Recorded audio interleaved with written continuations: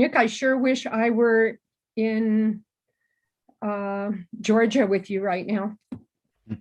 Yeah, that would be great actually, because yeah, it's really nice during the conference. We have great culture events, and yeah, this interaction is really good. We'll just another time. It will just have to be another time. Yeah. Yeah, let's hope this crazy pandemic is over, and yeah, we can plan. Yes. All conferences are taking on new personalities this year, that's for sure. Yeah, by the way, Nino Nijaradze is here. It's always good to put names to the face. So Nino is the one you have been communicating from. I've been meaning to. I didn't want to interrupt. I just want to say how grateful I am to you, Professor Stoller, for the help that you gave us last year. And Kevin also, he's been excellent in putting us in touch with you. Oh. And Snow was here in Kutaisi, and she was amazing, absolutely, with everything, as a person, as a professional, and we've been in touch since. So thank you so much for. You're welcome. She said it was a really great visit. She was so pleased. So I'm glad it worked out for everybody. It was like the last days before the whole world locked down. So she just came here, stayed for 2 weeks, and then all the foreigners had to leave Georgia. It was like amazing that we managed to fit it in. I know, it was so fortunate that she came when she came. Otherwise, well, anyway, it all worked out so well. I saw your name yesterday, but did you have a different last name in the email? I'm looking at your email, your last name here. Did you have a different last name in the email you sent me? It's just one letter. It's a Georgian sound, je, which in my passport they put as J, but it should be ZH probably. I don't know if it makes any difference to anyone, but my passport and my email disagree on that. So. Okay, because I saw your name yesterday and I went to my email to see if it was you. And on your email, it was, I go, oh, it must be a different person. So no, it's the same person, different surname. So thank you again. Thank you so much. You're welcome. It was a pleasure. I wish I could have come, but as it turned out with COVID and everything, and it was the right decision for me, even though it was so difficult after meeting Nick and talking to Kevin about Georgia. Anyway, I'm glad it worked out. But anytime when the borders open, we'll be so happy to host you at any time at all. It'd be an honor to host you here. Thank you. Thank you. And Kevin, thank you so much too. Thank you. Okay, I think we can start a little bit. First of all, I would like to thank all of you for participating in this conference and contributing. And of course, we highly value and appreciate your contribution. We attended yesterday's sessions and keynotes and workshops, and I think they were great, and all of us had lots of takeaways from these interactions. Based on your feedback, I might assume that you are enjoying these sessions. So let's begin with with a little bit of logistics. Once again, let me go over the program so that all of us know what to expect, and then we will start with the keynotes and of course workshops and sessions. Let me share my screen. So this is, could you please confirm if you see my screen? Yes. Yeah, great. So today we will start with keynotes, and then after the keynotes we have 3 concurrent workshops, and please select the workshop according to your preference. And once again, the access code for all these workshops and sessions is 2021. It doesn't make any difference whether it's a workshop or a session, it's still the same, 2021. After the workshops, we have a virtual networking session, 50 minutes, and we will be staying in room 1 for this virtual networking. so that you have a chance to ask questions to keynote speakers and workshop presenters if you have some additional questions, especially with keynote speakers. So let's use this time for this interaction to share ideas and yeah, to get to know each other better. In this way, after the virtual networking, we will have concurrent online sessions. And again, you need to go to the relevant rooms according to your preference or the field of study. And once again, the access code is 2021. After these concurrent sessions, we will have a closing session in room 1 that will be at 4:15. And again, we will briefly share our feelings, emotions. Maybe you give us feedback on how we could improve if, I don't know if you have any pieces of advice. And that will conclude our 11th International Research Conference on Education, Language, and Literature. I think it's really very straightforward. It's easy to follow, and I hope all of us will enjoy today's session. So let me present our first keynote speaker. It is my pleasure to introduce Professor Dr. Frederica Stoller. She's the Professor Emerita of TSL Applied Linguistics at Northern Arizona University. And maybe some of you don't know, or I don't know, maybe people here in Georgia don't know, but Northern Arizona University in this direction, applied linguistics, is #1 research center throughout the world. So please make a good use of this chance to get connected with Dr. Stoller and Kevin and other people from this university if your field of interest is applied linguistics. So let me give you a little bit background information to Dr. Stoller's academic career. She's a professor of emerita, as I said, at Northern Arizona University, where she taught in the MA, TSL, and PhD in applied linguistics programs for 35 years. Despite retiring from Northern Arizona University in July 2020, she remains involved in her professional areas of interest, including L1, L2 reading, disciplinary writing, and project-based learning. She's co-author of Teaching and Researching Reading with Grave, 3rd edition, 2020, Routledge, co-author of Teaching English to Second Language Learners in Academic Contexts, Reading, Writing, Listening, Speaking, with Newton et al., 2018, Routledge, co-author of a Handbook of Language Program Administration, and co-author of Write Like a Chemist, 2008, Oxford University Press. She has published in English for Specific Purposes, English Teaching Forum, Journal of English for Academic Purposes, and Reading in a Foreign Language.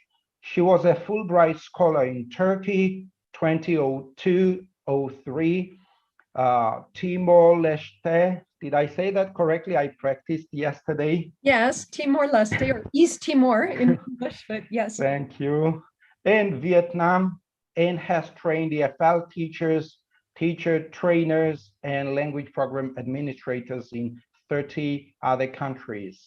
Ladies and gentlemen, let me give you Dr. Frederica Stoller with her wonderful keynote speech. Thank you. Dr. Stoller, the floor is yours. Okay, thank you. I'm going to get my PowerPoint here. Let's see. I'm going to get my PowerPoint.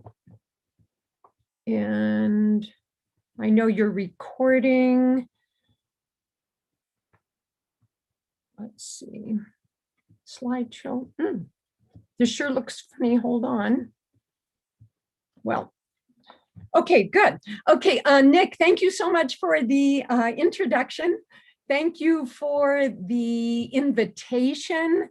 Thank you for giving me the opportunity to talk about one of my favorite topics, and that is reading.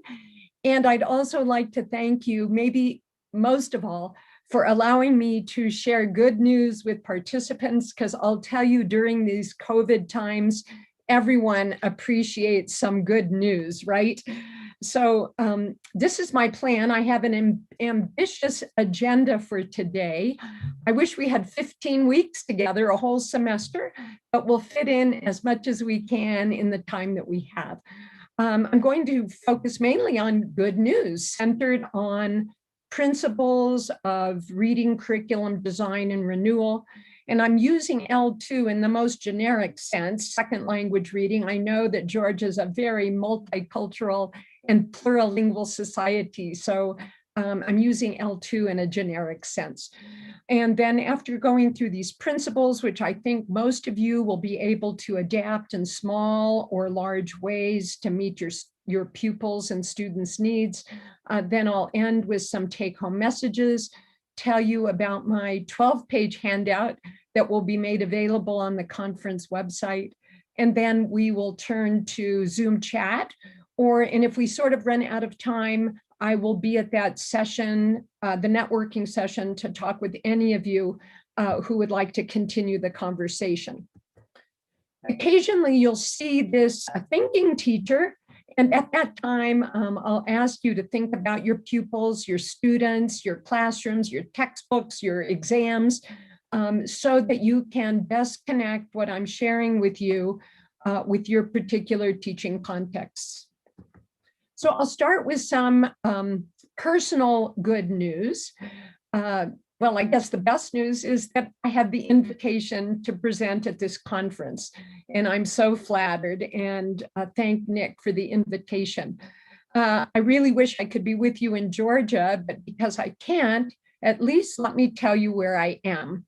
And it's late at night here. It is 11:15 p.m. I am 11 time zones to the west in Flagstaff, Arizona.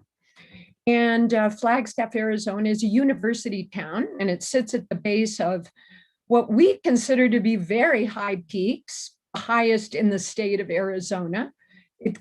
Our San Francisco peaks cannot compare to the mountains in Georgia, but we are proud of them anyway, even though they don't go as high as your mountains.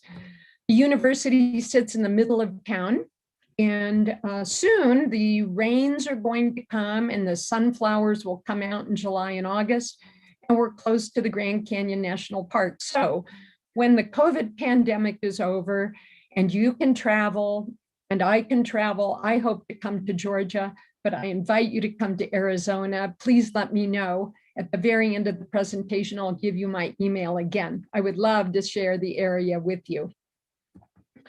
I also want to tell you about some other good news, and that is on Friday night, to get ready for being in Georgia with you, Kevin Hershey, who many of you know, brought me a Georgian dinner, khachapuri, which were delicious, Kevin, lobiani from Nick's region of Georgia, and an amazing cucumber and tomato salad with walnut dressing that's going to become a regular dressing in my household. So I am ready. I've been in Georgia, sort of, on Friday night with this wonderful dinner, and now I am ready to get into the professional good news. Kevin, you're a great cook. Thank you so much. And you can see we're in our masks. It's COVID time. So let me start with good news, professional good news.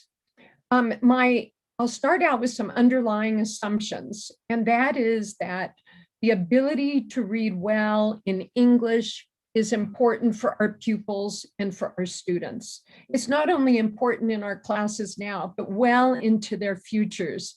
Reading provides a major source of input for not only learning language, but also learning academic and workplace content, which means the time and effort we put into helping our students become better readers now will carry on with them for a lifetime. But the challenge is that skilled reading is not a simple endeavor. And whether you're teaching reading specifically or teaching a 4-skill class or a content class, almost all of us can make some small changes in our teaching routines to meet students' reading needs, even if reading isn't our primary objective. The good news is that we teachers can help the learners in our classes, whether they are young learners, adolescent pupils, or university and adult students. We can help them improve their reading skills. We can truly make a difference with some small changes in our routines. And there's some more good news. The reading curriculum principles to be introduced in my presentation today can be adapted in small or large ways for different instructional settings. So I think I have something for everyone here. I hope so. And I also believe that I have something for, if you're not teaching, but you're a materials writer, if you're not teaching, but you're an assessment or test writer, there's something here for everyone. So I've divided my principles into 3 sets, and I'll go through them one at a time. And while we go through the first set of principles, core reading principles, I'd like you to think about your instructional setting or settings. I have a plural there, assuming that some of you work in more than one place. Think about your pupils and students, think about your textbooks, your assessment measures, and think about your approach, or maybe no approach, to reading skills development. And I'm hoping that you can adapt the principles for your teaching context. So let's start with principle number 1. And I'd like you to note that this isn't worded exactly like a normal principle, because I'm using an imperative at the beginning, and that with the verb ask here, and every principle will start with an imperative. Why? As teachers, it's our job to turn these principles into action, into steps that we take in our classroom. So all of them will be written as imperatives. So the first principle is ask your learners to read a lot, read often, and reread for well-defined purposes rather than no purpose at all. Sadly, many teachers in the United States, in the UK, everywhere, forget to give students a purpose for reading, and skilled readers always have a purpose for reading, even if it is to put ourselves to sleep at night. When we open up a book and are content with falling asleep, we have a purpose. Learners improve their reading abilities by reading a lot, and reading often. There simply are no shortcuts. And one reason we might want to ask our students to read both in and out of classes, we can increase the frequency of their reading experience.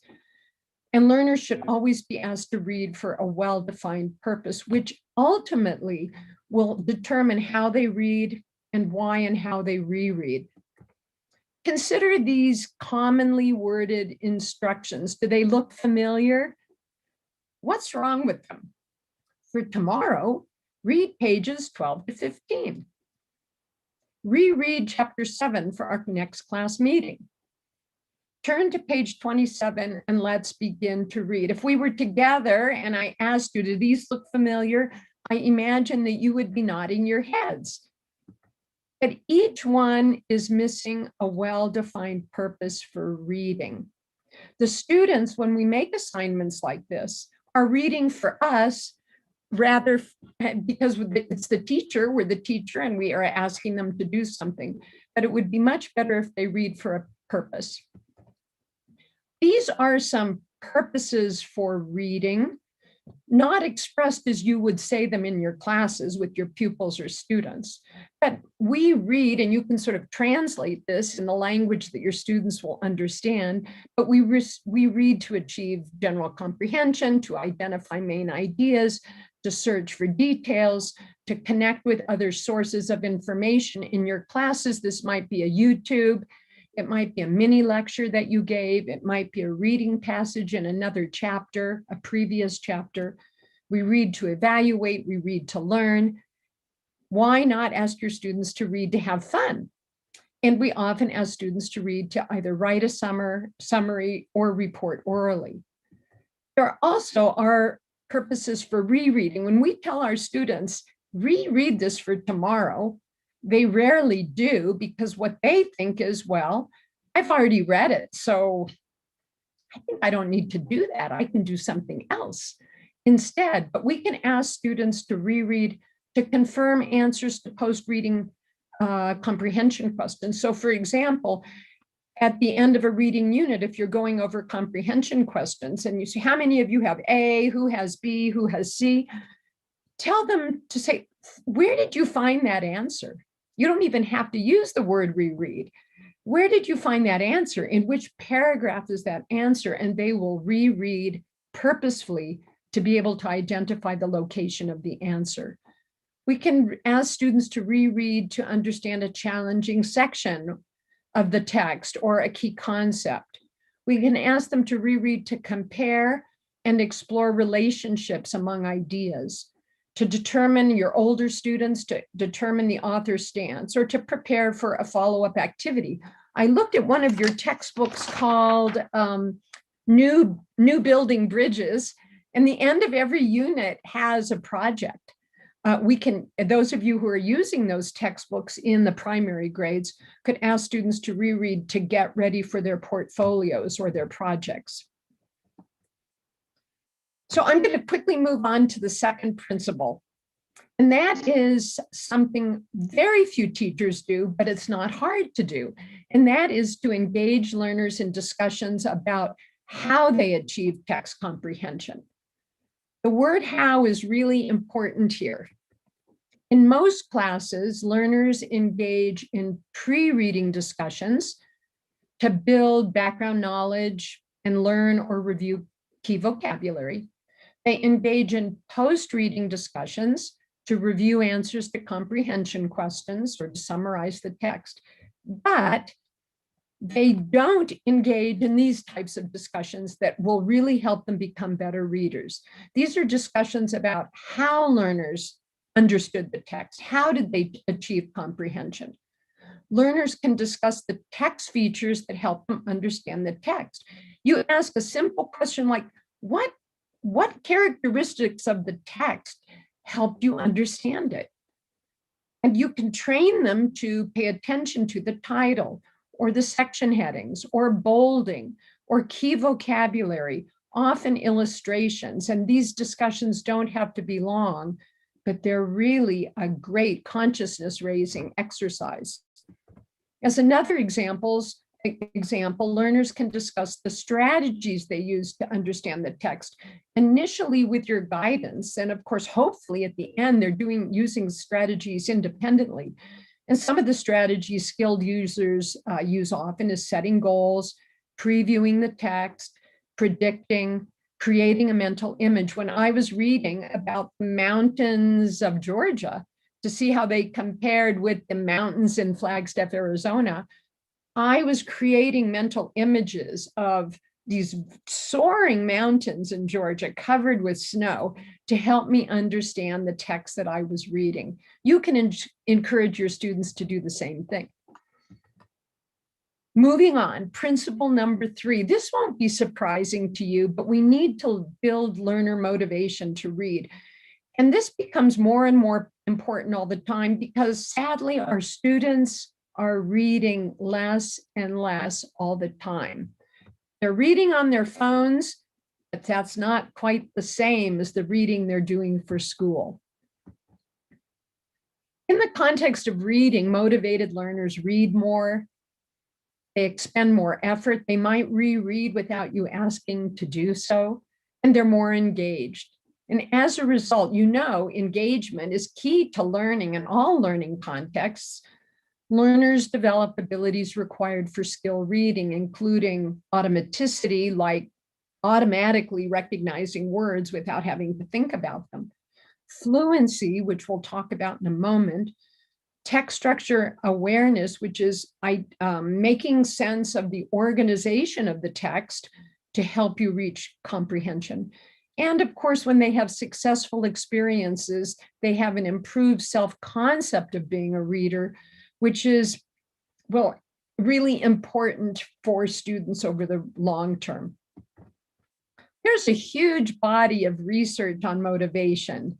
And in the context of reading classes, this research has shown the benefits of teachers, that's including all of you, taking steps such as these. Think about what you might do to bring these into your classroom, to translate these into practice. The first one is creating a collaborative and safe classroom environment. Safe here means comfort, a comfort level with all pupils and students being willing to contribute, being willing to ask a question, being willing to collaborate with classmates if you put them into groups. The second one is really important, giving learners choices. So if you bring in supplementary passages into your classroom, ask them to choose, bring in two and ask them to choose the one that they want to read. Or give them two to answer question number one or answer question two. They say that giving choices really is motivational for students. Setting up learners for success, even your weakest readers and your weakest students need to experience some success in class. Think about how you might be able to do that. And then this fourth one is so important, helping learners discover what they have learned from reading. A fantastic question to ask at the end of every unit is this, adjusting it, of course, for your students' proficiency levels. What do you know now that you didn't know before that you learned from the reading passage? How did you grow as a knowledgeable citizen of the world because of that reading? It's a great question to ask. You can do this in your language classes. For those of you who are university professors, ask this at the end of the unit after in a content class as well. And of course, you can motivate students by supplementing textbooks with passages of interest or working hard to make textbook passage interesting. Let me quickly summarize these three principles. And while I do, think about your own classrooms. To what extent do you already attend to these principles, or might you want to work to translate them into practice in the future? I suggested that you ask students to read and reread a lot, often, and for well-defined purposes. I suggested that you engage students in classroom discussions about how text comprehension is achieved. And I suggested that you work towards motivating your students to become more engaged readers. Let's now move on to our reading skills development principles. And as we do, again, think about your pupils, think about your students, think about your textbooks, and how you might be able to adapt these to your classrooms. I'm going to introduce three principles. There are 5 in my handout. Promote reading fluency. You can't be a good reader if you're not a fluent reader. Reading fluent, let me start again.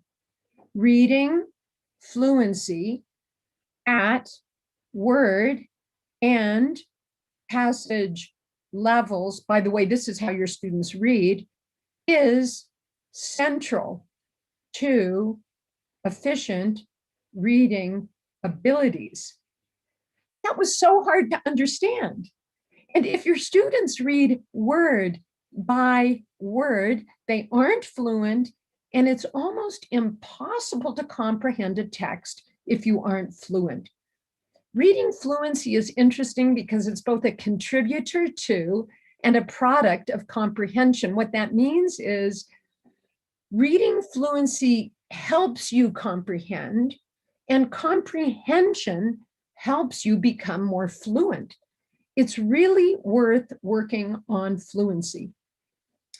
Now, it's not as simple as saying, I want my students to read 150 words per minute, because skilled readers read at different rates. They read quickly when skimming and scanning, as you know. They read more slowly when reading for understanding, and we read even more slowly and carefully when we're reading to learn, which means we want to ask our students to skim, to scan, to read for understanding, and read to learn, to give them the experience to learn to read at different rates.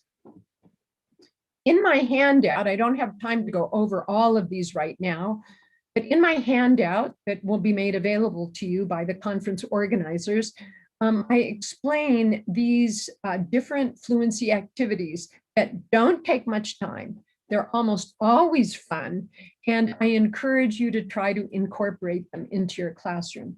I want to just show you one piece of realia. This is a plastic microphone that I always have with me in ESL classes, because you can ask students to do radio reading. After they've read a passage in their textbook, they can read it as if they read it aloud. They can practice it and then say, reporting from Flagstaff, Arizona, and read the passage with expression. And it's so much fun. And if you don't have a microphone, you can use a pen. So I encourage you to incorporate that into your classes. Principle number 5. This is about the greatest gift that you can give your students, and that is training them to be strategic readers. Why? Because skilled readers are by definition strategic, and weak readers by definition aren't strategic. Strategic readers know which strategies to use without even thinking about it, in addition to when, how, and why. And skilled readers use combinations of strategies while reading challenging texts. You might ask me, well, why are you talking about skilled readers? My students and my pupils aren't skilled readers. Well, that's because that's where we want to move. We want to move our students toward. That's our goal, to help our students become more skilled readers. Now, it's interesting because training strategic readers is much more effective than teaching reading strategies one at a time. I wasn't able to get into the textbooks used in Georgia far enough to see if, in fact, at the end of every chapter, there are reading strategies. In many textbooks, chapter 1 is skimming, chapter 2, scanning, chapter 3, inferencing, chapter 4, guessing words from context. Sadly, those exercises are often decontextualized and they aren't that effective. So you want to engage students, introduce students to strategies in the context of reading something that they really want to understand. In my handout is a very full list of strategies used by skilled readers again. So rarely do we ask students or help them form goals for reading. And as I said before, we always read for a purpose. Let's use the pre-reading segment of our classes to get students to form goals. What do you want to learn? What do you want to achieve?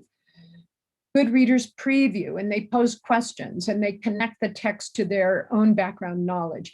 I'll let you look at my handout in more depth, but you should look for opportunities in your lesson planning to introduce students, not to all of these, but to some of them every once in a while, to introduce them to strategies that they can use on their own independently eventually.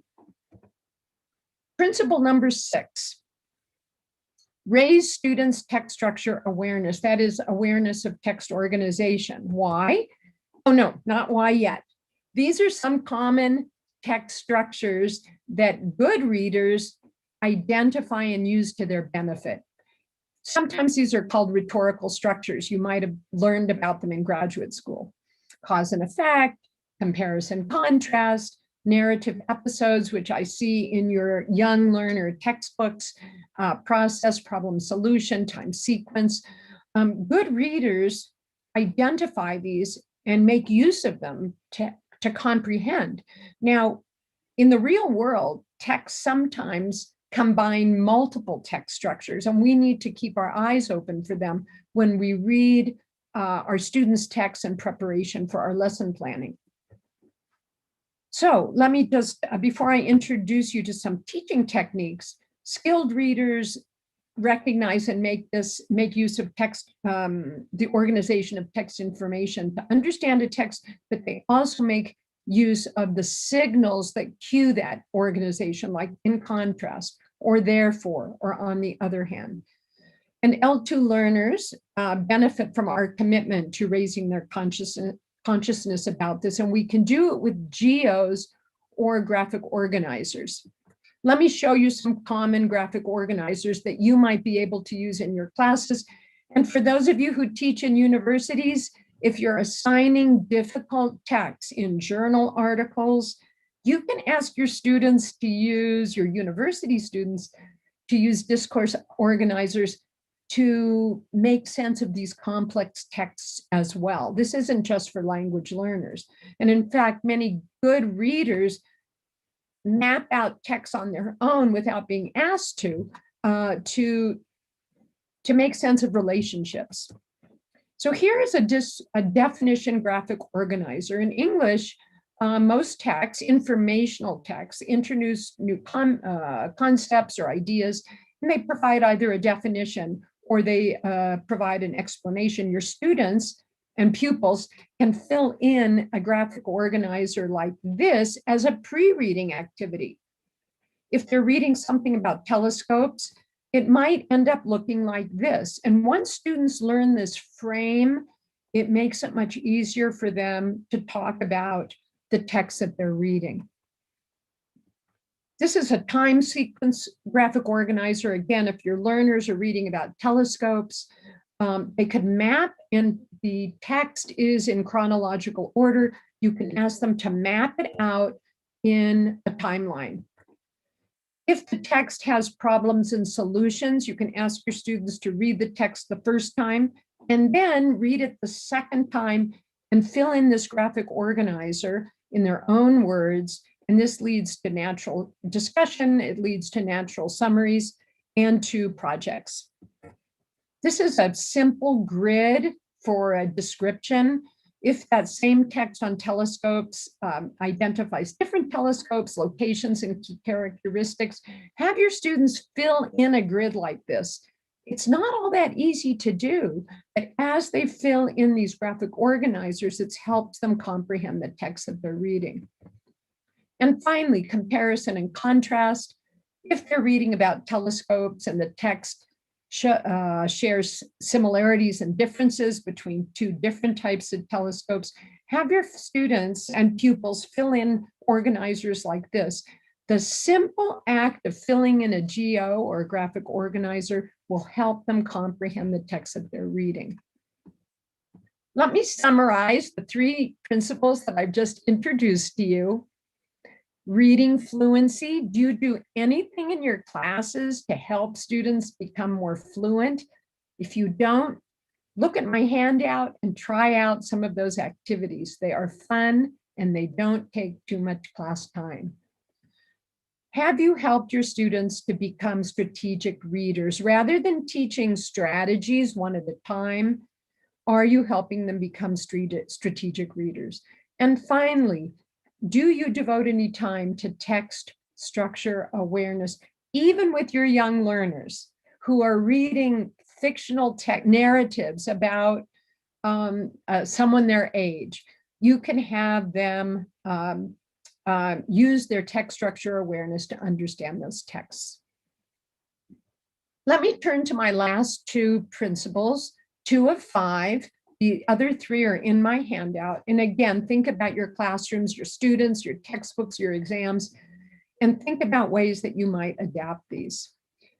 My bet is that most of you do plan your lessons around pre-reading and post-reading, but maybe not so much about during reading. It's one of the stages of our teaching that is often neglected. Structuring lessons around a pre, during, post framework exposes learners to the reading sub-skills and strategies used by skilled readers at different points in the reading process. What we skilled readers do before we begin to read, while we're reading, and after we read is quite different. One of the things people They say teach pre, during, and post. But what's beautiful about this framework is that it allows teachers to guide students, model, and set up learners for success at these different stages. Let me give you some examples. At the pre-reading stage, you can guide learners in establishing goals for reading. You can guide learners in connecting the text to their background knowledge. Some of our textbooks already do this, but if the textbook doesn't, you can supplement your textbook by asking some questions to help students connect the text to their background knowledge before they even begin reading. You can model and create opportunities for previewing the text, predicting what the text will be about, and posing questions. And you can set learners up for success by providing information needed for comprehension, by being a cheerleader, stimulating interest in the passage, and building learner confidence and motivation. At the during reading stage, which is typically neglected, you can remind students of the goals they set so that they will read with those goals in mind. You can model and create opportunities for students to use strategies that are specific to this period, not previewing, not predicting, but rather confirming, rejecting, or modifying predictions, taking notes, maybe filling in a graphic organizer while they're reading. And you can set learners up for success by helping them make sense of complex sentences or paragraphs and encouraging periodic summarization. Those of you teaching in the university, you can do this as well. Everyone can improve their reading skills. Post-reading, you can guide learners in rereading to check comprehension. You can guide learners in exploring how the text organization helps their comprehension. And you can model and create opportunities for rereading, filling in a GO after they read, which is a natural, it just requires them to reread without you even asking them to do so, or using the text information for other purposes, whether it's a oral presentation, whether it's a group work, whether it's their portfolios, whether it's a written assignment. And you can set learners up for success by asking them again, I'll mention it again, to reflect on what has been learned. What do you know now that you didn't know before because of this journal article or this narrative essay or this textbook reading passage? And you can ask them to judge how well goals have been met. I have more information about this in my handout. And my last principle is it is after all the year 2021, we need to address learners' digital literacy needs. And most of our textbooks don't have too much about this yet. In today's world, learners spend more time on their electronic devices, on their phones, than with print texts. But for students and pupils who have an academic trajectory or a professional trajectory, they need to do more than reading on their electronic devices. The problem is that the skills and comfort levels that learners have developed using digital devices, mainly for social purposes, doesn't transfer into the reading skills and strategies that they need for school-related digital texts and tasks. So look at these, the literature suggests these are some of the main problems that people have when reading for academic purposes. This isn't probably relevant for young learners, but maybe for high school students and certainly for university English classes. We should be helping students learn. We're learning it ourselves, navigating online information sources, reading online sources critically. So often learners go right to the advertisement, but that's not what they really want to be reading. They want to scroll down and get to an informational text. So I've just introduced two additional principles, one about planning your lessons around pre, during, and post framework and addressing digital literacy. And I encourage you to think about your classrooms. If there's any way that you don't just assign a website, you teach them how to read it well. So what are my take-home messages?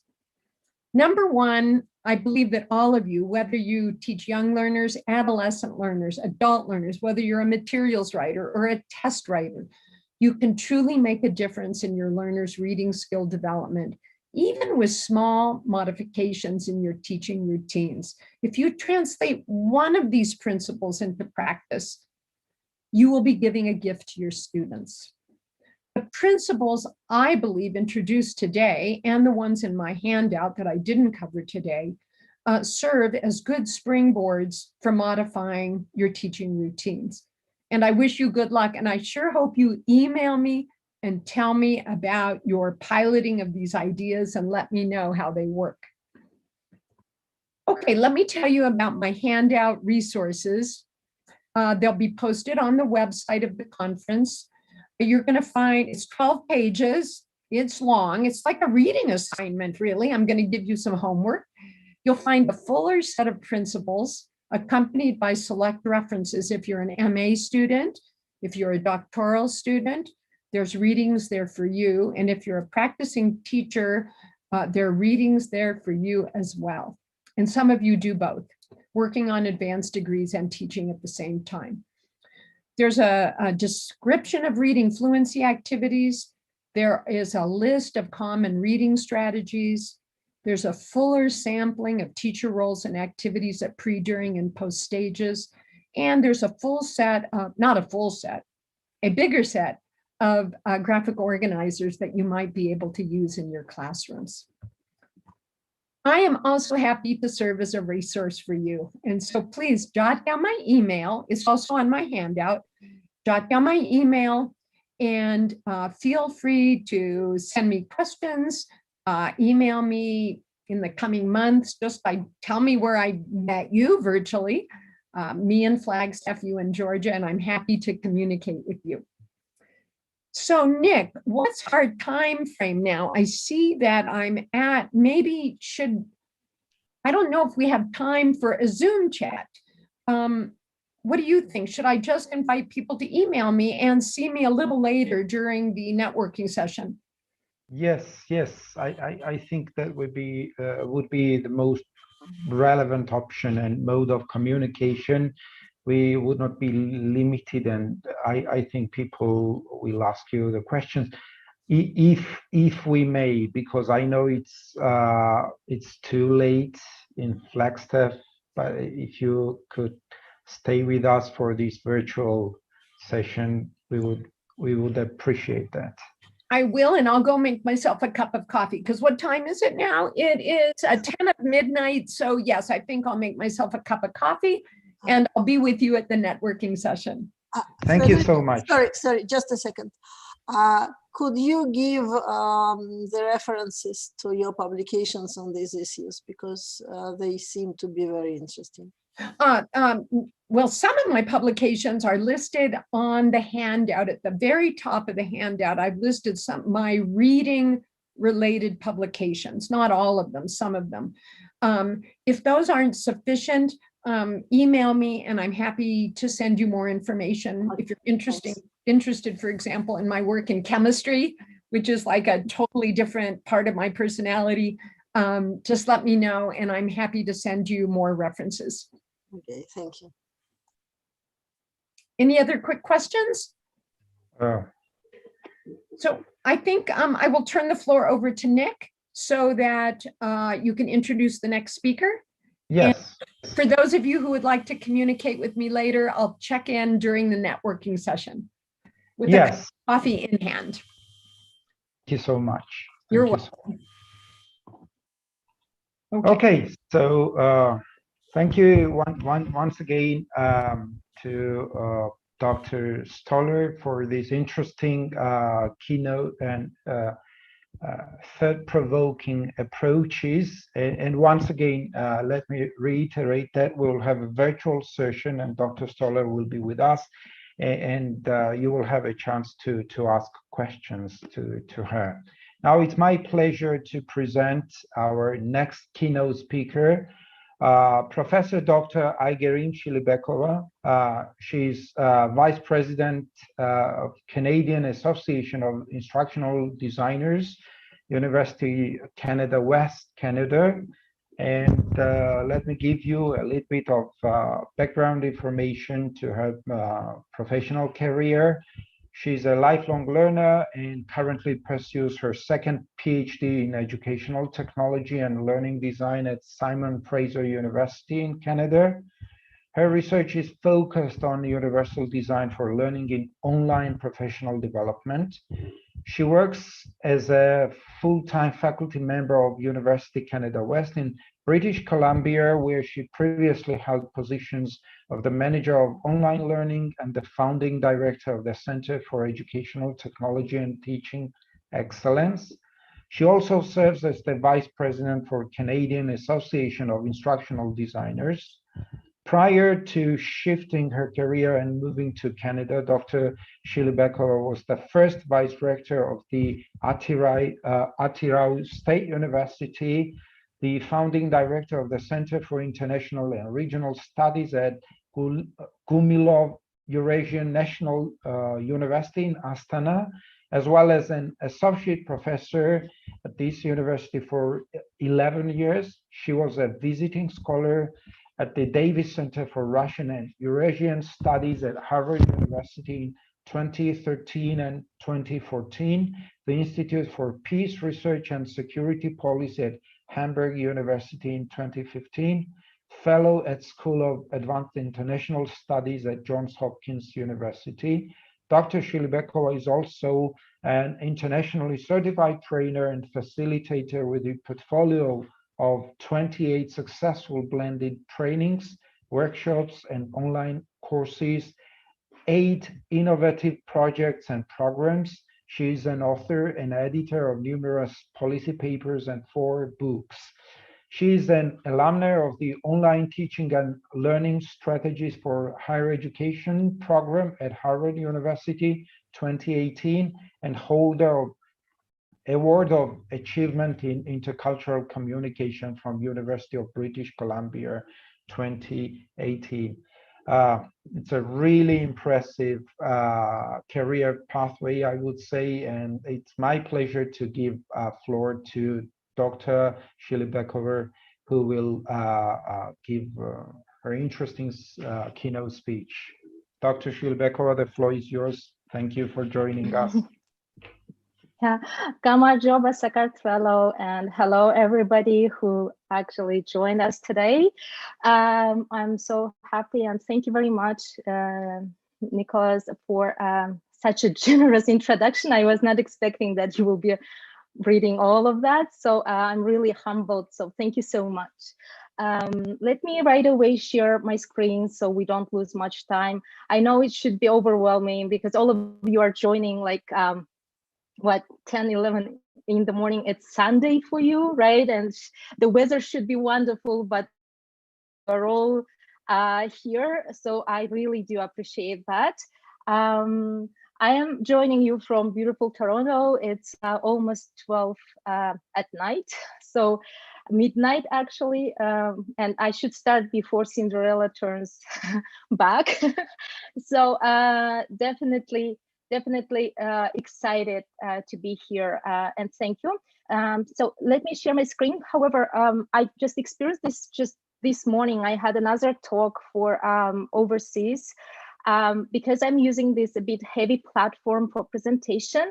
With apologies, I will be switching off my camera so we have the really smooth flow of internet. It's the problem on my side. And then afterwards, I will stay for the networking session as well. So we will have more chance to interact face to face. So with your permission, I will switch off my camera and then share my screen right away. Please, if you could confirm whether you can see my screen. Yes, we can see. Okay, wonderful. Thank you so much. Appreciate that. Okay, again, hello, and initially I would like again thank the 11th International Research Conference on Education, Language and Literature for hosting me and being such a great host.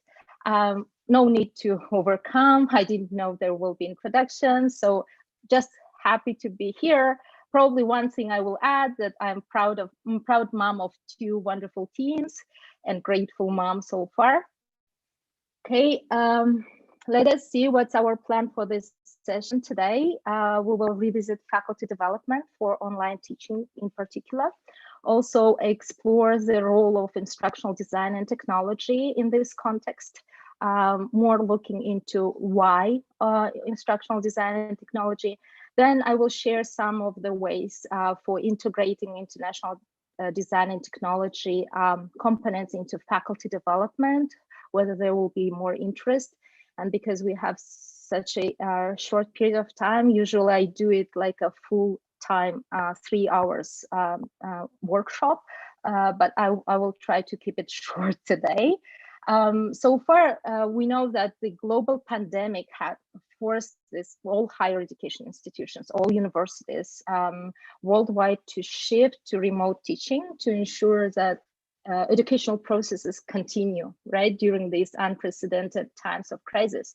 So if for some teachers and instructors, such transition was really easy because they had already established some skill set, had particular mindset for teaching online. For the majority of teaching staff around the world, and I know this from my first-hand experience as a manager of online learning when I was helping almost 150 faculty members at my university to shift online. So it was a true challenge, right?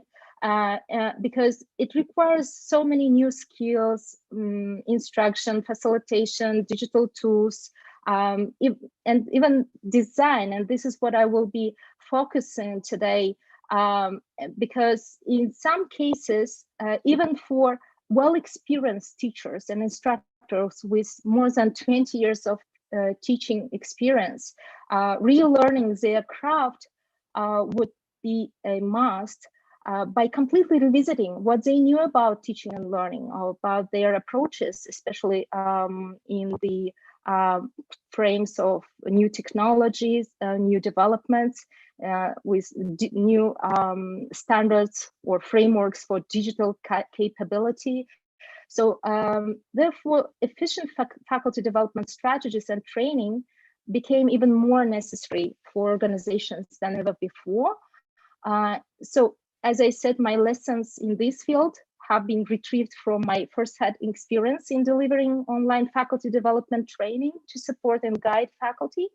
But also I kept my observations in my journal since the beginning of the pandemic. So now I can see interesting patterns, even though most of the notes I would keep confidential, but major lessons, of course, were retrieved. So today I would like to focus on concrete components that I believe faculty professional development programs should have. But before, let me just refresh our understanding about different forms of professional development. So as we know, it could be first self-directed professional development that refers to skills and knowledge that a faculty member, an instructor, a teacher would seek and try to develop independently through different channels that are available in abundance today online, right? Organizational professional development would, of course, imply institutionally developed training efforts and programs, investments, resources allocated to support faculty members on institutional level. And then, of course, formal professional development would mean some academic programs, certificate programs, professional associations, trainings, workshops, and seminars. So 3 forms of professional development are have been studied so far and researched. But while we focus on, I will focus more on institutional or organizational faculty professional development, it may be useful also for other types as well. And then also our agreement on the terms of professional development, This one was suggested by the Professional Organizational Development Network in Higher Education, where they see faculty development focusing on the individual instructor's role and empowerment of individual instructor in many ways. Then they would distinct and separate instructional development focusing on the course and curriculum design. And then organizational development, where they would focus more on administration and leadership. So far, I would probably personally challenge this framework that they suggested, which is okay, right? We know that we never have a particular one definition or only one perfect approach. So here today, I would explain how these two, for me, cannot be distinguished so far.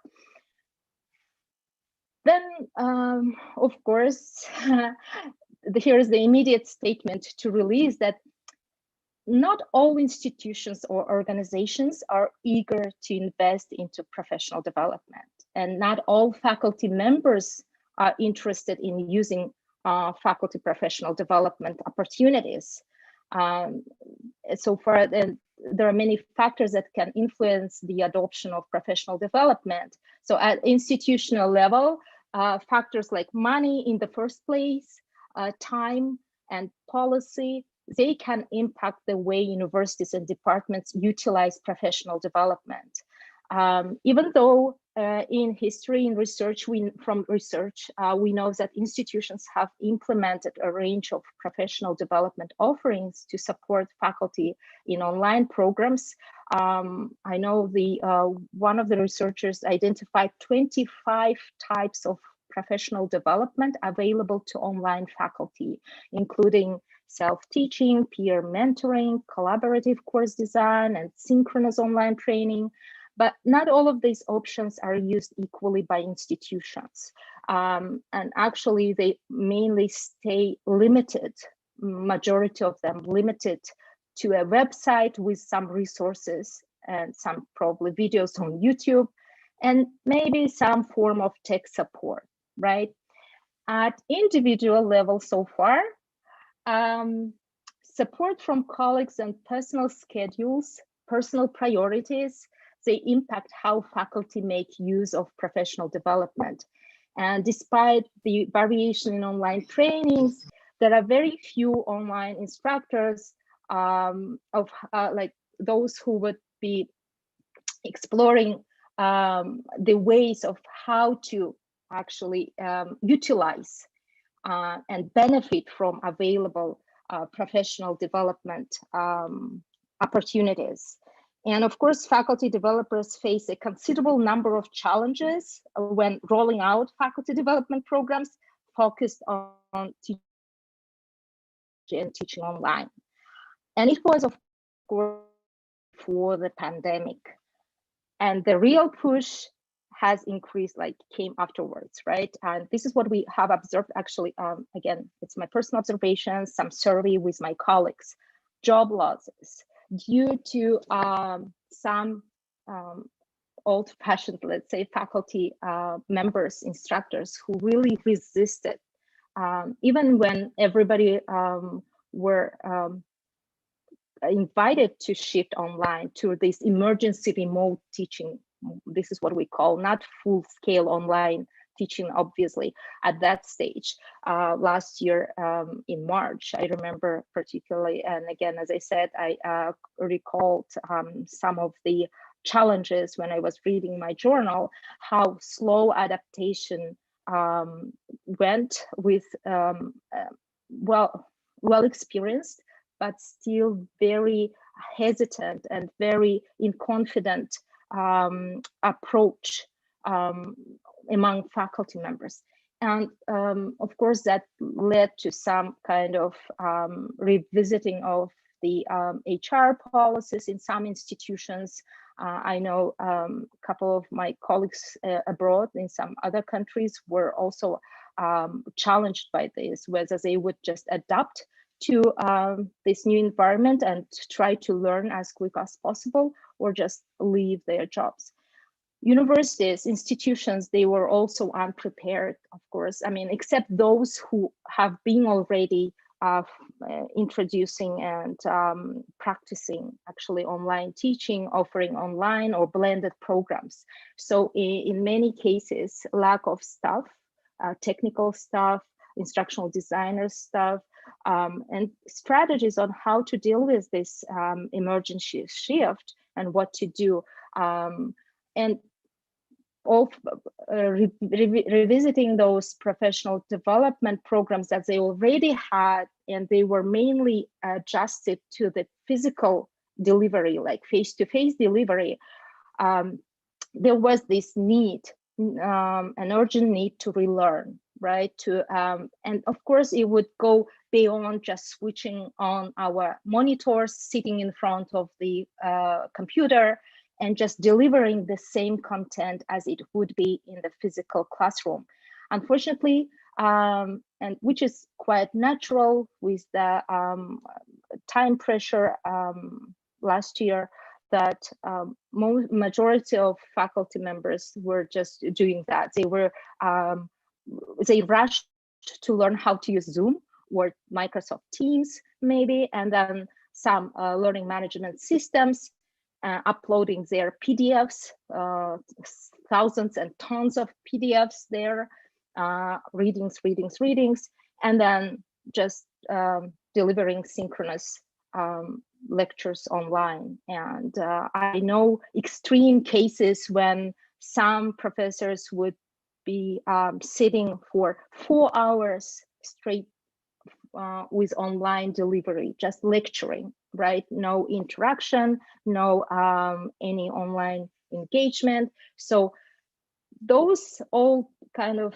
not only technological but pedagogical also challenges pushed us, and by us I mean instructional designers who do also integrate not only design but also technology and delivery instructional skills, right? Delivery skills, where we were puzzled on what we should be immediately teaching our faculty members, why they should understand why, what's the, not only because it's pandemic and we should be sitting online, right? Why you were using that particular tool and not the other one. And then how we should be training them so they would be ready for online teaching. So again, based on my personal observations and recent surveys. From the theoretical, again, perspective as an educational technologist, and as Nicholas already introduced, I'm doing my second PhD in educational technology and learning design, where also we explore and experiment with different frameworks that exist today. So here today, again, briefly, I would like to highlight the Tpap framework that I believe is crucial for, again, effective professional development program in online education. So let's explore what is more, and here's the source. I will be sharing the sources after the conference, and let's explore quickly what it is. And it was developed, Tpap was developed like almost a decade ago by Kohler and Mishra, and is quite used in research, but also in practical settings to explore professional development for online programs. So obviously technical knowledge immediately would tell us that it would refer to knowledge of how to use technology related media. Pedagogy, of course, it's about the knowledge of the design processes and also practices of those methods of teaching and learning, but also including not only understanding of how students learn and general classroom management online, again, lesson planning and student assessment evaluation, but also on how to design it at the very, very early stage when we need to explore how we align asynchronous and synchronous or bisynchronous modes of learning when the content delivery for both different modes should be aligned. So they are more consistent and more efficient in our teaching process. And finally, of course, content. It goes without saying that knowledge of particular discipline in depth, being a subject matter expert is crucial to any program actually, but for online, it's probably even more challenging because you need to decide what to do with that content when you need to separate it for asynchronous learning mode and synchronous learning mode, right? And then as all teachers, we usually intend to give as much as possible. And this is another temptation with online, as I mentioned before, with that 4-hour-long lectures, just sitting with hundreds of PowerPoint slides and just sitting and scrolling them and reading them to the students. So this is not really efficient and effective online teaching, right? So, and here, of course, we explore some principles of online teaching as less is more, right? And then one of my actually best practices with this would be, I would separate my content as the must know, good to know, and nice to know to help students at different levels to be successful, right? To manage the overwhelming online learning environment resources. So all these three definitely can help build our skills for online teaching. And this is why I love this framework very much. And based on that, as I mentioned also before, that I will challenge that the other framework of faculty and instructional development, and here how I envision the integration of both types of professional development that the network has separated. So I assume that with online faculty development, it is crucial that faculty members explore some of the basic instructional design skills, instructional delivery skills, and of course, some tools and technologies that will be used in the process. However, it's not enough, right? And it shouldn't be overwhelming. Actually, it looks like there are too many components. But when you start planning in the process and delivering, it's all naturally blended and comes together. So, however, here are some cornerstones that are really, really important, where again, you should be subject matter expert to develop. We need to develop hybrid skill set, like not only soft skills, but also like time management, energy management, data management, information management, right? Our emotional intellect, intercultural communication, especially when today we deliver so many workshops, educational opportunities, content to internationally, right, worldwide. So hybrid skill set would require soft skills and hard skills, right, when we know how to use those tools. And then the growth mindset. And my experience with training faculty during that emergency shift to online teaching, to remote teaching, the first insight I got, I remember, was about that mindset. It was not about learning how to use the tools. It was not about learning how to apply those instructional design some models, basic ones, right? It was really about the mindset of faculty members to really get to the point of that they can manage it and they can succeed. Once this is developed, when they really see every challenge as a learning opportunity, the rest comes naturally. So that was my experience. And why instructional design? But before that, of course, I would like to, again, invite you to have a quick look into the short chronology of definitions. So from the late 20s of the last century through the 40s, as a result of those advances in such media as sound recordings, radio broadcasting, and motion pictures with sound, the focus of the field shifted from visual instruction to audiovisual instruction.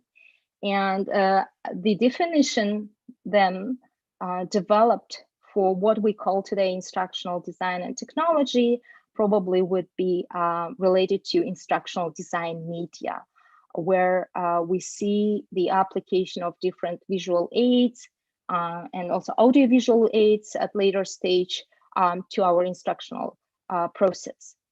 However, it was not defined as a process then, because it has begun seen as a process, not as a destination where we arrive, but rather the process when we systematize the way we design and deliver, right?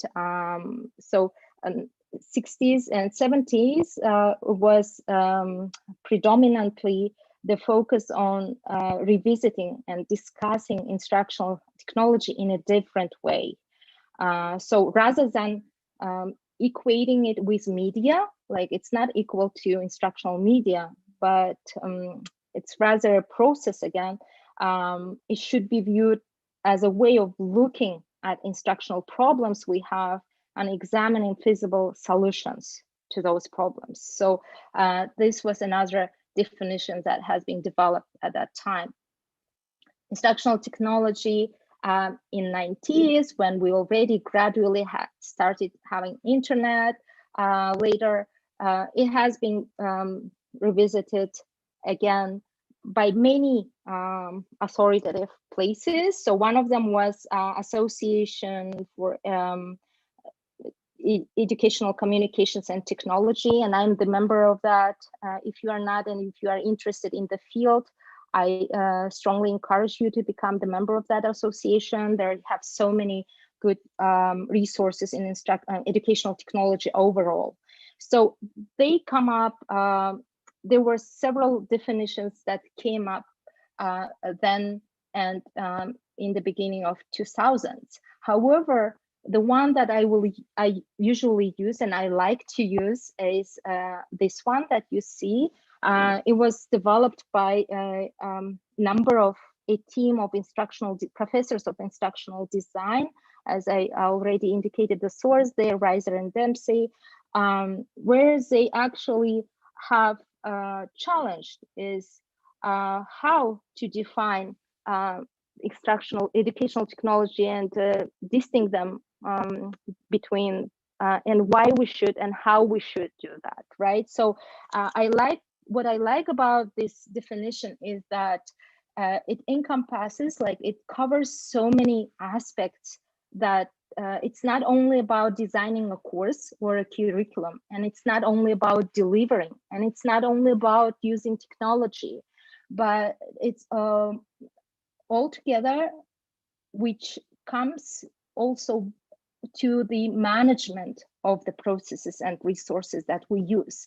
And this is what makes it like stand out among all other current definitions we have in the field, because the management skills, it's not only about the leadership or the heads of departments or of the universities, when every instructor, every faculty member is a manager of their processes and resources as well. So And another beauty of this definition that also manages to show different aspects, various aspects of instructional design technology, is that it's not only for educational institutions, but also workplaces. So today, what we see in the predominantly in the Western context, but I'm sure it's gradually will be also expanding around the world, how corporate sector, industry, various companies are also hiring, opening up new jobs for instructional designers to deliver the learning and development on the workplace, right? So this actually particular definition somehow brings together academy and industry.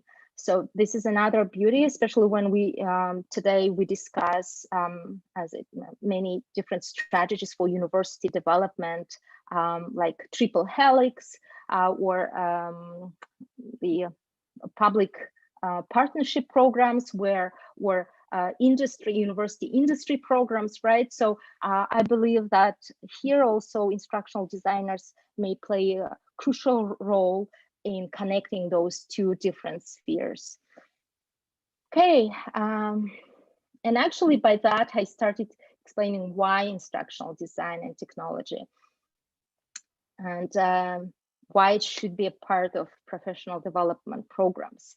And sorry, I have pretty many whys, but this is the kind of the foundation of my message today is why we should be, regardless of how an instructional design process is represented, and there are these characteristics that I will be sharing, but also that make much more clear of why instructional design should be a part of every faculty development program or strategies that institutions have. So first of all, this student-centered instruction, that would mean that learners and their performance are the crucial points for all activities we design. Then it's a goal-oriented, right? So instructional designers would, of course, I've been here way too ambitious, but almost always know what and why and how they do, especially when it comes to work with some subject matter experts when you should adapt it to your online environment, right? And while instructional designers also have this rigid set of principles, models, there are many models that can be applied depending on the context and content and goals and objectives, and also rigid set of procedures that we need to follow if we apply particular model, right? There is really incredibly, endless room, endless space for creativity. So, and this is what actually makes, fascinates me about instructional design. It also focuses or emphasizes meaningful performance because we incorporate authentic real life problems, right, into our design. So rather than just expecting that our students will memorize, they have a set of complex actions, activities we pre-design that is aligned, again, for both asynchronous and synchronous modes of learning, and make it even more engaging, which is the hardest part of online learning, to make it engaging. And then, of course, application and using, first collecting data with different diagnostics, understanding the needs analysis. The initial analysis phase is very crucial, but also not only for the outcome, for the final product, but also how we learn about the learners, right? And those stakeholders who will be consuming our product, our design. Also, the outcomes that are measurable and reliable. This is probably my less favorable part of it, but of course, when we focus on the outcomes, it brings the problem of assessment and evaluation to make it more measurable. So, and this is a completely like a huge separate field to explore with assessment, especially with online learning.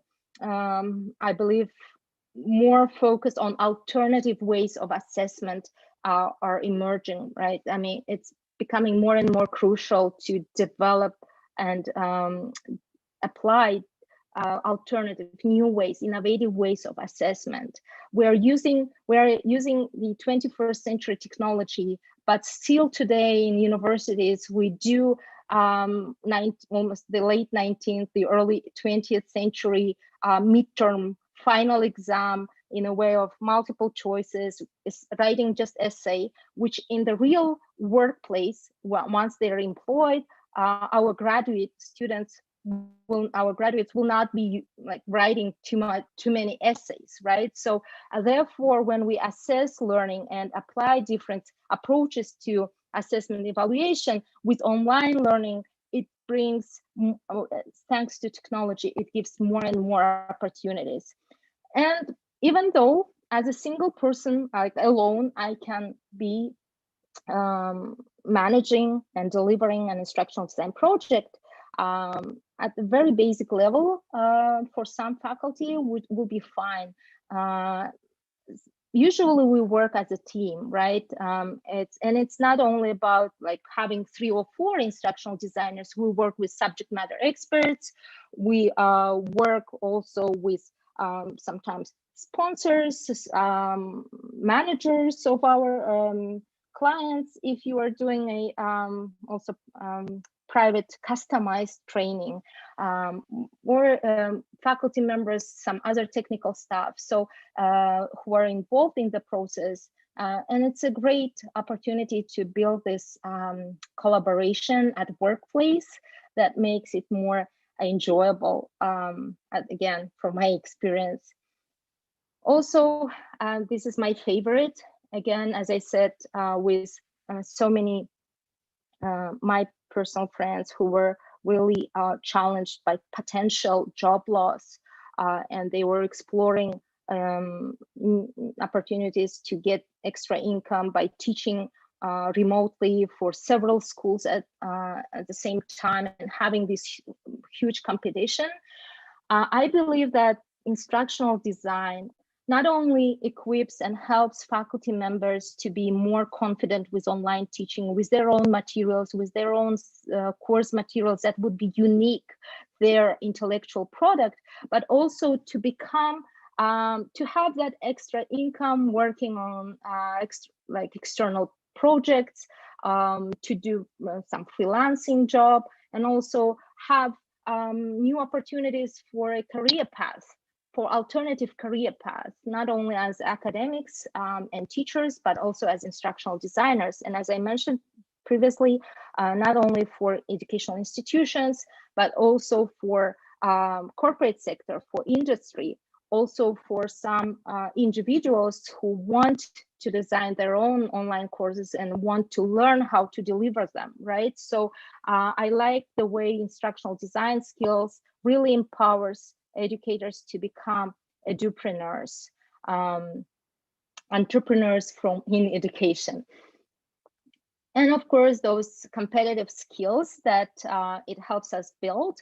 So not only we learn visualization, we do research, we listen to our target audience and to other stakeholders.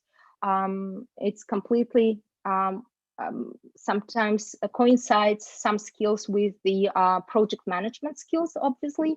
However, also have very specific instructional design domain related skills, right? So as again, at the intersection of the content, pedagogy, like of what, pedagogy of how to do, right? And then technology as a means, as a media to deliver that. Okay, so can you imagine how actually this particular fact that if every teacher, every instructor would be empowered by having this basic foundational understanding and skills, and that might change the quality of online education overall. So should we encourage every faculty member get foundational instructional design and technology skills? In my view, yes. So far, there could be different opinions maybe, but this is my position. But when we talk about instructional design and technology, of course, it's not only about particular tools we learn, right? So it's not itself is not only tools that we should be focusing on, of course, and it's not a solution, cookie cutter solution for every problem that we have with teaching online or with professional development for online environments. However, I believe that it is a crucial instrument that we need to introduce to our professional development programs or to our leadership. So even if they do not have like really how to say well-developed like strategy for professional development that would be have a substantial budget, you know, especially hired professional.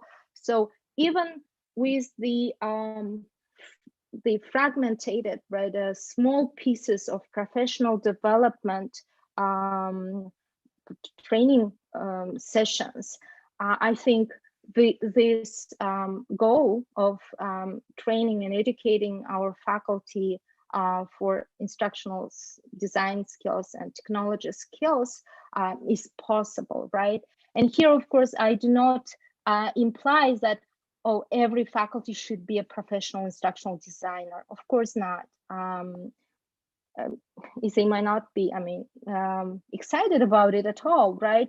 However, once they get some basic skills in understanding how they actually design at the stage where they design their syllabi and pick their resources, and also think of their not only resources that they will be uploading on the website or a portal or a learning management system, it could be Moodle, Canvas, Blackboard, any other, but also delivering that online in a synchronous mode of delivery through Teams or Zoom, when it is pre-designed, which requires, of course, some more efforts and more resources, but that pays off at later stage when you have truly engaging process of teaching. You start enjoy yourself, and also you ensure that your learners are reaching their goals, the objectives of your design, right, of your course. So as I said, some elements that already can be introduced and started in any institution, any university. So a crash course on instructional design and technology, very intense, short, straightforward, focusing on only on a particular set of tools, not everything, right? But though to prioritize them based on the needs of the faculty members. So one of them, probably my favorite, would be the backward design process, which might be familiar to many, and we could kind of hear those terminology, right? Those concepts. But when it comes to the really integration with our daily practices, our daily routine, when we plan not only our course materials, the whole program syllabi of the whole course, but also our lesson plan, it is very helpful. So knowing it's not always the doesn't imply always application, right? So knowledge is power when it is applied. So it's really helpful when we have this awareness of what we know and how we do integrated into our daily teaching routine. The other form would be, of course, looking into the best practices. So institutions could be delivering also some outsourcing some of the workshops, trainings, inviting guest speakers. These kind of conferences that we have today, yesterday and today, also it's a great opportunity to explore those best practices. As the previous speaker, Dr. Frederica, shared also amazing best practices in teaching reading, right? So this is how we learn. And with instructional skills, this is what comes, right? We learn not only by consuming some of the content, but when we start also observing others doing and by doing ourselves. And networking, of course, collaboration, building some informal communities of practice of where you find like-minded professionals who would be interested in exploring and sharing. That's really helpful. Some institutions invite guest speakers. We do it occasionally at this Center for Teaching Excellence that I have founded. Also the guest speaker series, particularly related to online teaching best practices around the world. That was really inspiring and motivating for many of my colleagues. And of course, the opportunities for showcasing your work, right? Again, not every faculty member will become an instructional designer, and they shouldn't probably be. They should be subject matter experts in their own fields. However, some our colleagues, they who are excited about learning and exploring new technology and how they can improve their teaching and how to become better educators, they might be your champions in your university or in your department or in your group of like-minded, again, professionals in your community of practice. So acknowledgement of their achievements, of their progress, appreciation of what they are doing would definitely help to involve more faculty also into exploring and learning about their experiences and best practices. So, and yeah, as I said, it's not a full-scale workshop. It's not about the like teaching about instructional design, but rather to really attracting your attention to especially the managers and leadership of maybe departments and universities who might be joining us today on how important instructional design basics might, how significant impact they might have on faculty development, on faculty's confidence teaching online, and their motivation to teach online. So thank you so much, Didi Madlova, for your time. Let me stop sharing and turn on my camera. Thank you. Thank you so much, Dr. Sheila Beckover. Again, I'm happy that you made all those major emphasis on something that is urgent and actual for our context today, which is continuous professional development and, of course, developing these ICT skills and skills necessary for online teaching and learning. Our participants have many questions and hope you will have time to stay with us during this networking session, and participants will have a chance to ask you these questions, especially they are interested in the associations that you mentioned. So we will be grateful if you could provide information on these associations. Thank you so much. With pleasure, and thank you for hosting me, and thank you for staying with me today. Thank you. Thank you so much. So now it's time to move to the workshop sessions. As we said, could you please just click on the number on the room number which you are interested in, and select workshop number 1 or workshop number 2 or workshop number 3.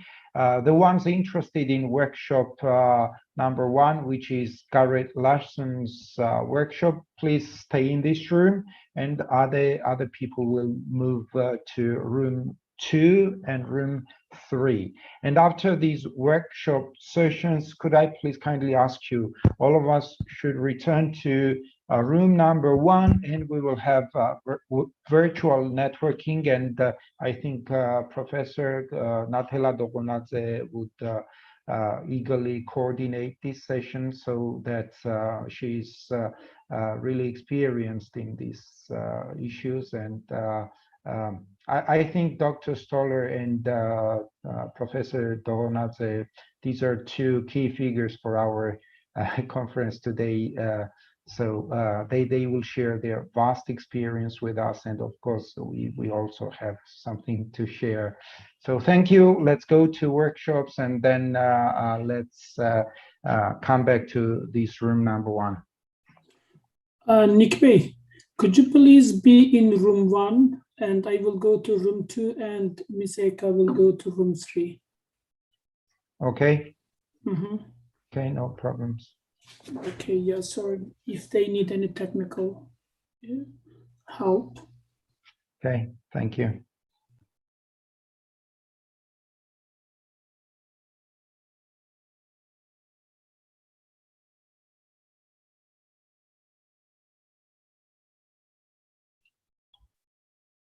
Garrett, can you hear me? Oh, sorry, I was muted. Sorry about that. No problems, no problems. All right, shall I get started? Let's take a minute. I think people might want to get themselves organized, and then we can start.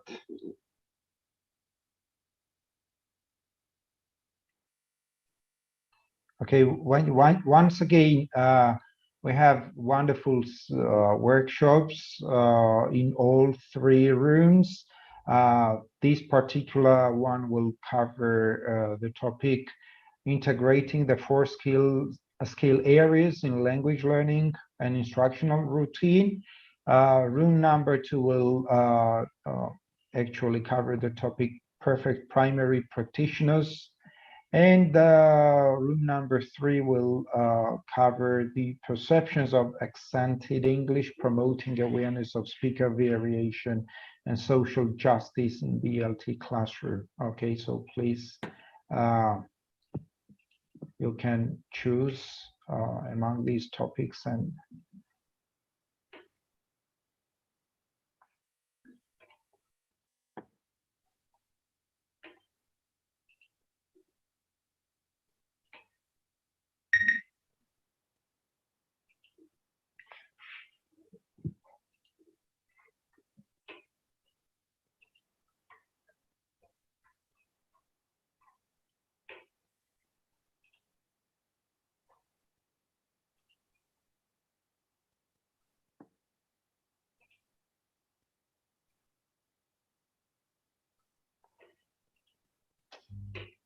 oh, okay, I think we can start.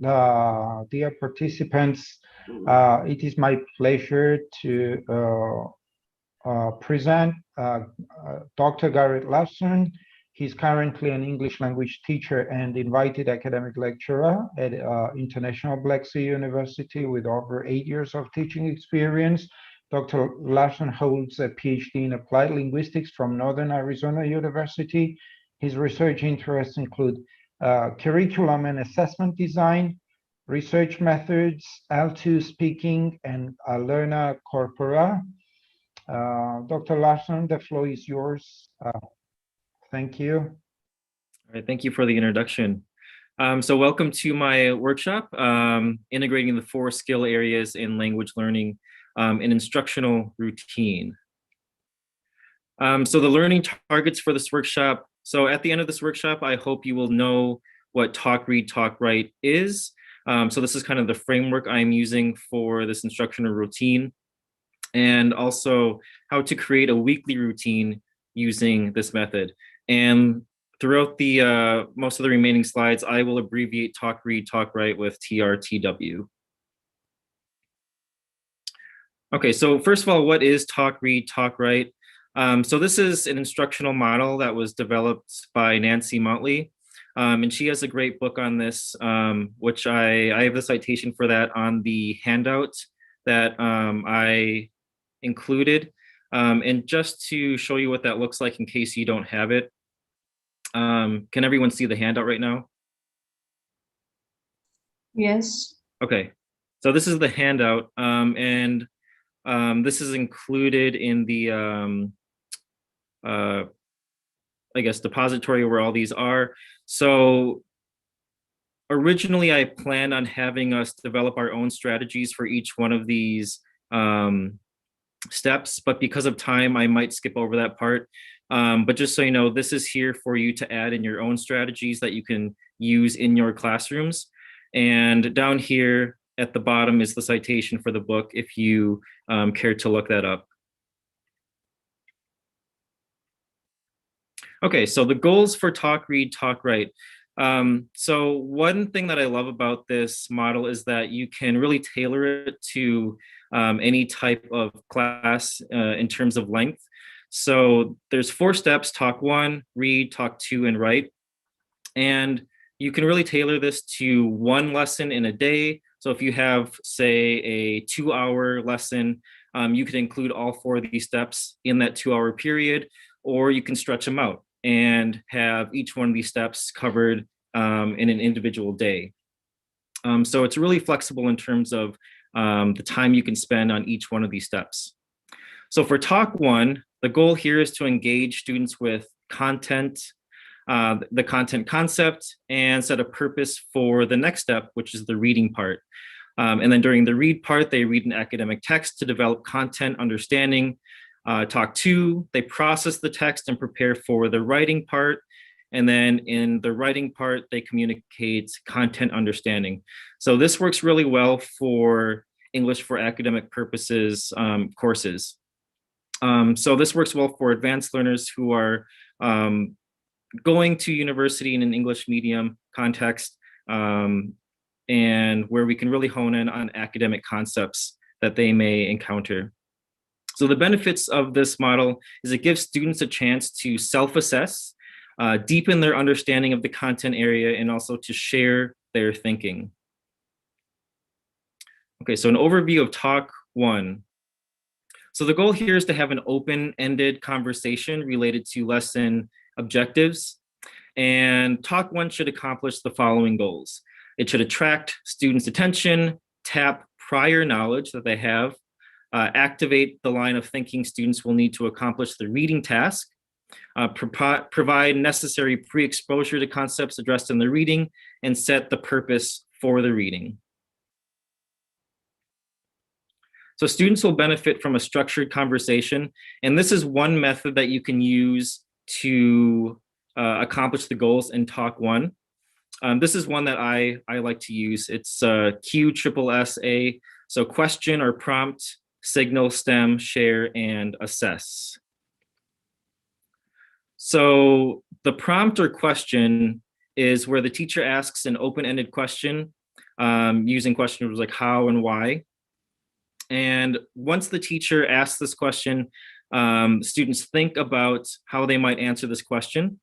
And to show that they are ready versus calling on random students, you can use signals such as a thumbs up when they show they're ready to answer. A stem, so that here the teacher provides a stem or sentence starter to prompt the students to use academic language.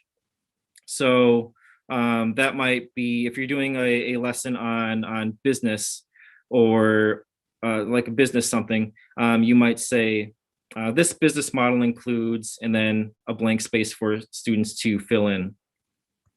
Share, all students answer the question with a partner or a group. So it's important here that this isn't a large class discussion.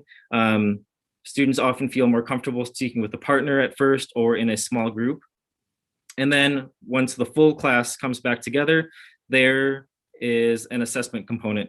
So at the end, there might be a formative assessment where the teacher hears responses of randomly selected students or pre-selected if using task roles. So to get students to think about the question, and here's where you have a lot of flexibility in how long talk one may be. So at the right column, there are some aids that you could use. So if it's a longer class, so if talk one was stretched out into a 2-hour class period, you could show a short video or a longer video. And then based on the video, ask a series of questions following these steps. And then after that conversation wraps up, you could show a different part of the concept using pictures, and then following the same steps, have a conversation again. Or another one that I like to do that really helps them prepare for the reading is to take quotes or phrases from the reading that they will do the next day and discuss those individual quotes in small groups before they read the text. Again, following the steps on the left-hand side here. So again, if it's a shorter class, you could have a short video and then do this one time. And if it's a longer class, you could do a series of these and stretch it out over a couple hours. Okay, and this is the part where I would have us come up with some new strategies to fit your classes that you have, which is where I have those blank spaces on the handout. But for now, I'll skip over that and go over to the read part. Okay, so now that you've had talk one and you've introduced the students to the content area and had a conversation with that, now it's time to read the actual text. So one important thing here with this routine is that the text, rather than a lecture, is the way students acquire new content area knowledge. So instead of listening to a long, 2-hour lecture, they're really learning this and taking ownership in their learning by reading and acquiring this new knowledge on their own with the text. So again, here, there's a lot of flexibility in terms of how long your class may be. So the text length can vary depending on the amount of time. So again, if you're trying to put all of these 4 steps into a single 2-hour class period, you could have a short text, or this could be stretched out for a day. The important thing here is that students need to think as they read. So some strategies here that you could use are asking questions, making connections to prior knowledge, determining importance, and visualizing. So a lot of times when I do this with my students, I provide these examples on the side, and that helps them kind of organize their thinking and also gives them a goal to go towards instead of thinking thoughts on their own. So that kind of guides them into a good way of digesting the reading as they go along. So some ways to engage active reading. So there's 3 ways that I'm going to go over today. The first is a pay attention to list, annotation, and then highlighting plus. So the pay attention to list, so the purpose here is it guides students through the reading. And what this looks like is the teacher would pre-select certain words, quotes, and or ideas from the reading, and then instruct students to notice or think about and react to these things as they're reading. So when I've done this, I've always had a handout. So what this might look like is I might have a vocabulary list that says, pay attention to these words as you are reading and think about what they mean in the context.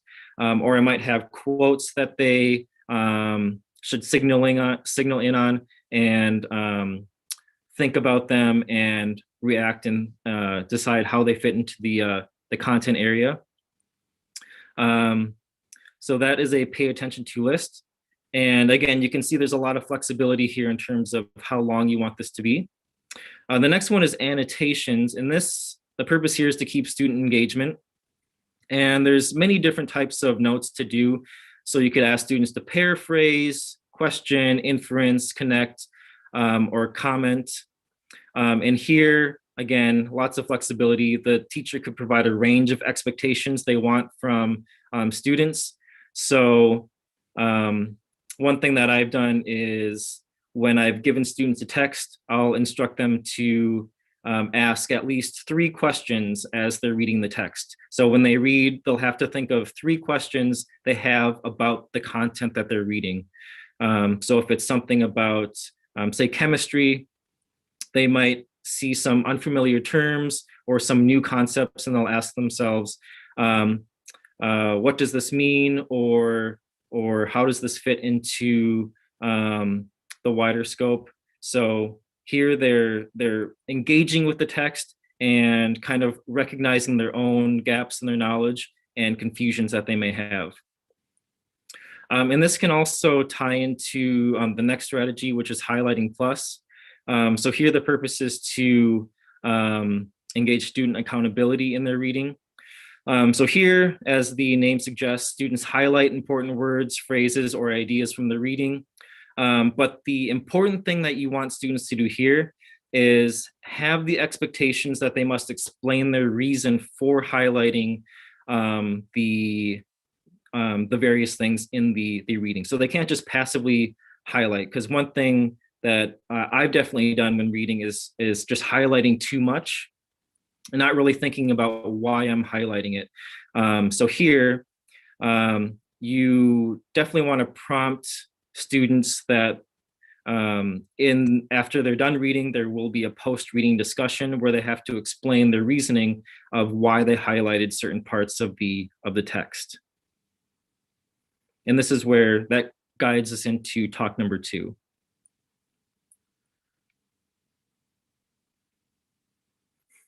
So the second talk is, the purpose here is to clarify concepts and deepen understanding of the lesson content and to prepare for the writing.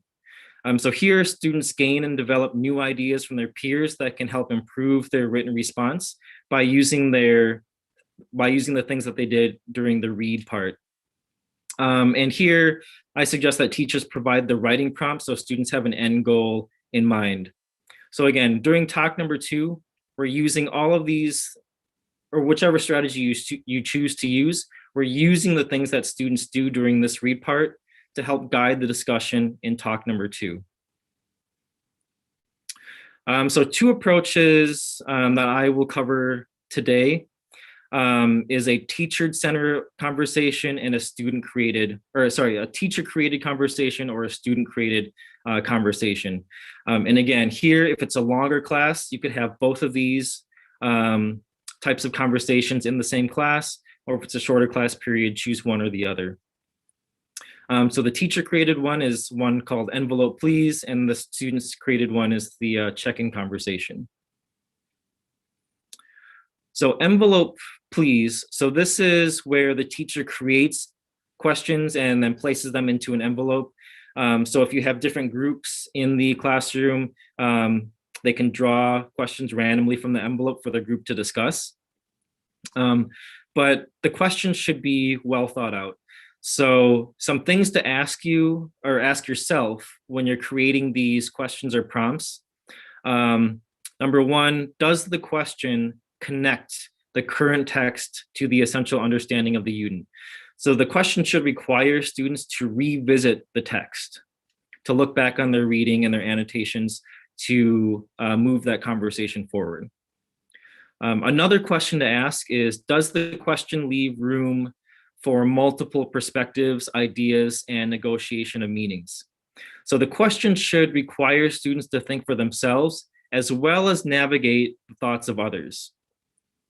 And then another question to consider is the question one you would like to talk about with your friends or colleagues? So here, this is getting into, the question should be appealing and authentic. So really try to make the question something that you yourself would be excited to talk about. So that is another way to get these teacher-centered conversations more engaging for the students. And then the student-created one or centered one is the check-in conversation. So here, we're using those things that the students did during the read part in the talk to discussion. So here, students' thoughts, questions, confusions, annotations, and knowledge of the upcoming writing task drive the discussion. So in small groups, students check in with each other about their understanding of the text using their annotations from read. So this could take various forms. So if you, in the read part, if you had students do highlighting plus, here they could share with their group things that they highlighted in the text and then explain why they highlighted it. Or if you're doing, or if you had students write down questions as they read, the students could pose those questions in their small groups. So again, here the students are really driving the conversation with their own work that they did during the read part. And then here are some strategies for successful student conversations. Accountability, respect, purpose, momentum, and academic tone. So for accountability, I do this a lot with my small groups. I usually assign task roles.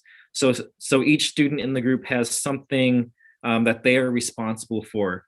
So usually I'll have a recorder, which is the person who will write down what is happening during the conversation, a speaker, who is the person who will speak at the end in front of the class, and then usually a task management person who kind of polices everyone and makes sure everyone is staying on topic and on task. Another thing you could do is create a rubric for students to grade each other's participation or contribution. So again, lots of things that you could do here, and I'm sure a lot of you are doing similar things in your classrooms already. The next one is respect. So establish norms right away. Things like don't interrupt when someone else is talking. Establish or like zero tolerance for acting or speaking in disrespectful ways. So here creating an environment of respect in each of the groups. Purpose, directly teach the purpose of collaboration. So sometimes you might have students who are not quite sure why they're talking with a peer and not with the teacher about something. So really establish why you're having these collaborative conversations with peers and the purpose for them.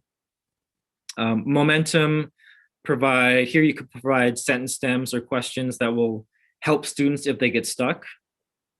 And then academic tone, emphasize that students talk in complete sentences or use specific words or phrases that they have been learning in, say, like a grammar portion of the course, or certain vocabulary words that they're learning for the academic content area.